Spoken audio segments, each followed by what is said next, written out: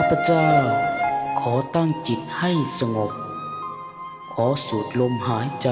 เข้าลึกๆผ่อนลมหายใจเข้าออกอย่างช้าๆปล่อยวางเรื่องราวต่างๆที่เกิดขึ้นในวันนี้ไม่ว่าจะเจอจะเป็นปัญหาหรือเหนื่อยความกังวลความผิดหวังหรือปัญหาที่กำลังประเสริญอยู่ขอให้เวลานี้เป็นเวลาที่ข้าพเจ้าได้พักผ่อนพักกายและกลับมาอยู่กับตัวเองอีกครั้งข้าพเจ้าขอน้อมจิตด้วยความเคารพระลึกถึงพระพุทธพระธรรมพระสงฆ์และสิ่งศักดิ์สิทธิ์ทั้งหลายที่ข้าพเจ้าเคารพนับถือขอโปรดเมตตาเปิดทางให้ชีวิตของข้าพเจ้าค่อยๆดีขึ้นขอให้สิ่งที่ติดขัดได้คลี่คลายสิ่งที่หนักได้เบาลงสิ่งที่มืดมนได้พบแสงสว่างขอให้ข้าพเจ้ามีกำลังใจที่จะเดินหน้าต่อไปหากที่ผ่านมาข้าพเจ้าเคยทำสิ่งใดผิดพลาดไม่ว่าจะด้วยกายวาจาหรือจิตใจทั้งที่ตั้งใจหรือไม่ได้ตั้งใจ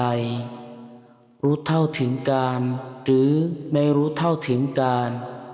ขอข้าพเจ้าได้มีโอกาสสำนึกและแก้ไขขอให้ผลแห่งกรรมความผิดพลาดค่อยๆคลี่คลายไปในทางที่ดีขอให้ข้าพเจ้ามีสติไม่กลับไปทำผิดอีกครั้งขอให้ชีวิตด้านการเงินของข้าพเจ้าดีขึ้นขอให้มีรายได้ที่สุจริต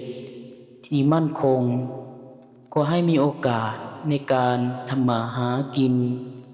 ขอให้พบช่องทางที่ดีพบผู้คนที่ดีพบโอกาสที่เหมาะสมเงินที่เข้ามาขอให้เป็นเงินที่เกิดจากความสุจริตเงินที่มีขอให้รู้จักเก็บรู้จักใช้รู้จักแบ่งปันขอให้หนี้สินภาระต่างๆค่อยๆลดลงขอให้มีสติในการใช้เงินไม่ประมาทไม่ฟุ่มเฟือยไม่ลงไปกับสิ่งที่เกินกำลังของตัวเองขอให้การทำงานของข้าพเจ้าราบรื่นหากกำลังทำงานอยู่ขอให้มีความก้าวหน้าหากกำลังมองหางานขอให้ได้พบงานที่ดีที่เหมาะสมหากกำลังทำธุรกิจขอให้มีลูกค้ามีโอกาสมีคนสนับสนุนขอให้ผู้ใหญ่เมตตาเพื่อนร่วมงานเข้าใจกันขอให้ปัญหาในหน้าที่การงานได้รับการแก้ไขด้วยสติและปัญญาขอให้ข้าพเจ้ามีความขยันอดทนและไม่ยอมแพ้ต่ออุปสรรคขอให้ทุกก้าวที่เดินไปข้างหน้าเป็นก้าวที่มีสติเป็นก้าวที่มั่นคงเป็นก้าวที่นำชีวิตไปสู่สิ่งที่ดีขึ้นขอให้ครอบครัวของข้าพเจ้ามีความสุขขอให้คนในครอบครัวรักและเข้าใจกันหากมีความขัดแย้งขอให้ค่อยๆคลี่คลายหากมีคำพูดที่ทำให้กันเจ็บปวดก็ให้ต่างฝ่ายต่างมีสติให้อภัยซึ่งกันและกันขอให้บ้านเป็นสถานที่แห่งความร่มเย็นอบอุ่นเป็นที่พักใจในวันที่เหนื่อยล้าเป็นสถานที่ที่ทุกคนสามารถกลับมาแล้วรู้สึกปลอดภัยขอให้คนที่ข้าพเจ้ารักมีสุขภาพแข็งแรง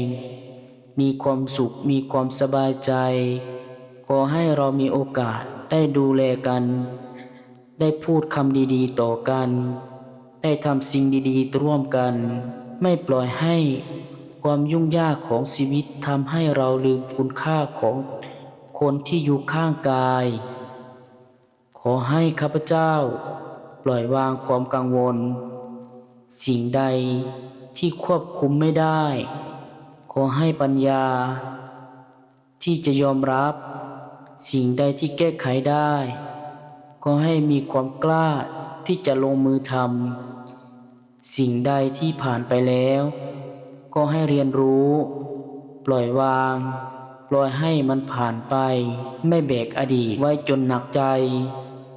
ไม่กังวลกับอนาคต จนลืมปัจจุบัน ขอให้จิตใจของข้าพเจ้าสงบมากขึ้นในทุกวัน เมื่อพบปัญหา ก็ให้มีสติ เมื่อพบความทุกข์ขอให้มีปัญญา